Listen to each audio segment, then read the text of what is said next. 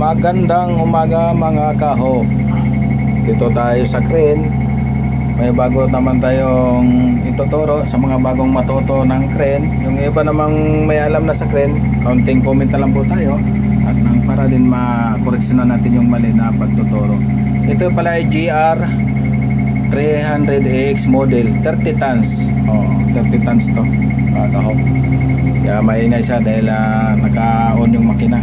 Naka-toe block yung ano natin.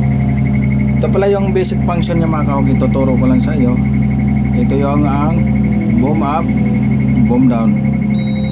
Ito yung push down, push up ng main. Sa kaliwa naman, ito yung push down, push up ng auxiliary. Push down na auxiliary. So swing right, swing left. Ito naman horn. No. Tapos ano pang ano natin? Dito tayo sa computer, basic ng computer. Ayan, naka-on na yung PTO. Ayan, naka-on ang PTO. Pag-on ang PTO, yan, nangyari yan.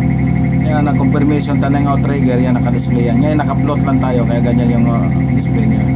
Kaya i-confirm mo siya. Ayan, confirm mo. Kaya pipindutin mo ito. Tapos confirm mo. Yan sa outrigger, no? Ganun lang yan. Tapos yung pagpalit mo ng boom, main ba, auxiliary gagamitin mo, ito pipindutin mo. Yan, may ilaw sa gitna. Tapos pipindutin mo isa pa, auxiliary na.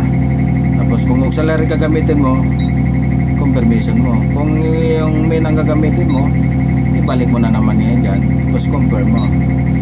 Tapos kung ilang part line pa lang gusto mong palabasin, dito ang pindutin mo, part line. Yan, nalabas 6 part line. I-adjust mo lang yan dito, 5. Tapos taas mo 6. So i-adjustment lang yan siya. Tapos confirmation mo. Ganun lang yan mga kaho, kasimple. Ayan lang yan, mga basic function lang po tayo. Ito lang po yan. Dito sa outrigger, kayo nakaandar ang makina, tuturo ko lang sa iyo paano pag set up ang outrigger. Ito yon, extend, retract, neutral gitna, extend, retract, track, neutral. Ito naman slider, ito naman jack. Pag i-extend mo ang slider, siyempre dito ka extend, slider. Tapos pagkatapos na yung slider, na labas ang slider, pipindot ka dito, likod, harap, o di kayo pwede lahat gagamitin mo.